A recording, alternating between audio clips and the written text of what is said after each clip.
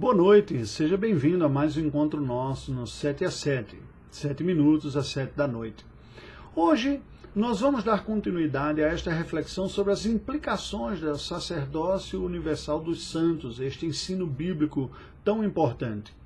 Percebemos à luz dessas dimensões celestial, missional e eclesial que vimos nos dias anteriores que o sacerdócio universal requer e implica uma vivência plena da nossa vocação.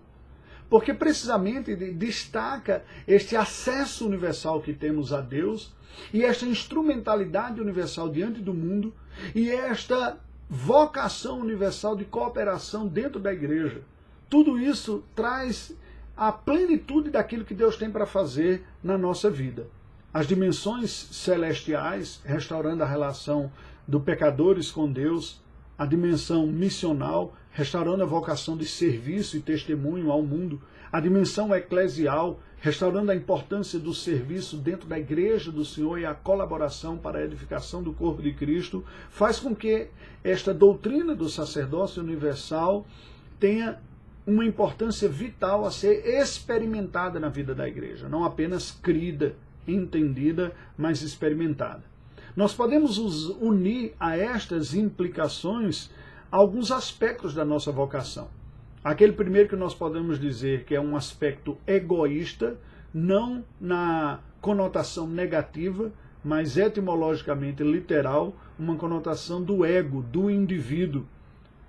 Este sacerdócio universal dos santos chama a uma implicação de uma demanda do Cristo em mim, que habita em mim, que vive em mim pelo poder do Espírito Santo, que é a fonte de toda virtude, de toda piedade, de toda santidade real. É Ele em nós. O Senhor Jesus disse, sem mim nada podeis fazer. Paulo, consciente desta realidade, diz, olha, Cristo vive em mim. Já não sou eu quem vivo, mas é Cristo quem vive em mim. E este viver que vivo, vivo pela fé no Filho de Deus. Tiago diz que todo dom perfeito e toda boa dádiva provém do Pai, em quem não há sombra de variação alguma, sombra de mudança. O Senhor Jesus diz, eu sou a videira verdadeira, vós sois os ramos. Os ramos que estiverem conectados em mim estarão vivos e darão frutos.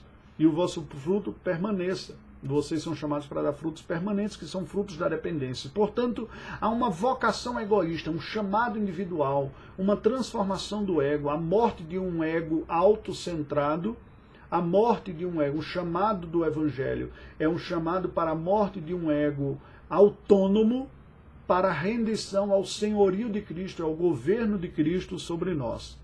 Mas há uma vocação altruísta, quando os nossos olhos saem de nós mesmos, não é? Com esta morte deste ego, dessa vocação egoísta, e agora enxerga o outro, aquele a quem eu vou servir.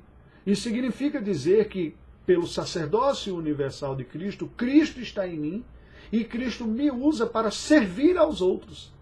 Ele se utiliza da minha vida, ele se utiliza da sua presença em nós, da fé que nos comunicou, que nós compreendemos pela reflexão bíblica, leitura, pregação, estudo, tudo que aprendemos. O próprio Cristo se dá aos outros por nosso intermédio. Não perca isso de vista, de que você é parte do corpo vivo de Cristo e o próprio Cristo se utiliza de você para que outras pessoas o conheçam também.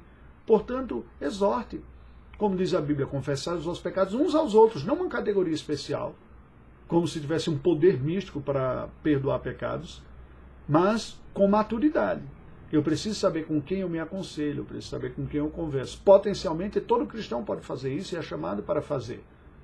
Mas nós somos chamados para fazer conforme a medida da graça e do desenvolvimento e da maturidade espiritual que nós temos. Todo cristão tem condições de compartilhar algo de Cristo para a vida de outra pessoa. E também tem necessidade de receber uma ministração da vida de outro. Por isso que a Bíblia diz, aconselhai-vos mutuamente também, orai uns pelos outros. E por fim nós podemos ver que existe neste chamado cristão também, nesse sacerdócio universal, além das implicações celestial, missional e eclesial, existe uma vocação finalista, uma vocação como um chamado final de tudo para a glória de Deus. Foi isso que o Senhor Jesus disse, observe as vossas boas obras e glorifique a vosso Pai que está nos céus. Preste atenção, porque nós podemos perder este ponto essencial de vista e nos perdermos na vida cristã. nós podemos desviar o foco da glória de Deus para a glória da nossa instituição, a glória da igreja, a glória da família, a glória do nosso próprio nome. O desejo de querer ser honrado, conhecido como um bom testemunho, compete com a glória de Deus. Quando a glória de Deus está em jogo, nós mesmos podemos ser humilhados e maltratados. Sentiremos dor, sentiremos a tristeza, mas esperaremos no Senhor, ao seu tempo, querendo reverter essa situação ou fazê-lo. Porque mais importa que ele cresça e que nós diminuamos, como disse João Batista. Portanto, este ensino bíblico do sacerdócio universal dos santos traz consigo essa finalidade de que a plenitude do caráter de Cristo seja formado em nós. Foi isso que Paulo falou, e nós citamos ontem. Eu vou destacar apenas o versículo 13 de Efésios 4, que diz: até que todos cheguemos à unidade da fé e do pleno conhecimento do Filho de Deus, à perfeita varonilidade, à medida da estatura da plenitude de Cristo. Cristo é o nosso alvo, Cristo é a nossa fonte, Cristo é o mediador perfeito e é o alvo da atuação ministerial da vida da igreja. Portanto, a doutrina bíblica do sacerdócio universal dos crentes tem profundas implicações sobre a vida cristã e nos demanda, primeiro, uma autocrítica sobre o nosso desenvolvimento espiritual individual. Como temos crescido. Uma autocrítica sobre o nosso desenvolvimento ministerial como igreja, mas também sacerdotal ao mundo.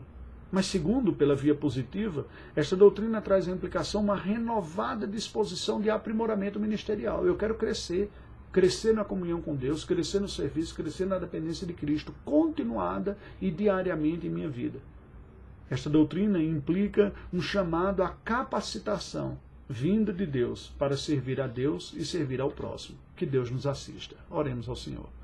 Deus bendito, nós te louvamos por esta bendita vocação e pedimos que tu nos capacites, nos encha com a plenitude do teu Espírito, com a presença poderosa do teu Filho a nos transformar à sua semelhança. Dá-nos a humildade para reconhecermos nossos pecados e na dependência do Senhor lutarmos contra ele, contra o mal, contra o pecado que há em nós. Lutarmos e nos empenharmos para o louvor da glória da tua graça. Oramos em nome do teu Filho. Amém. Aguardo você amanhã.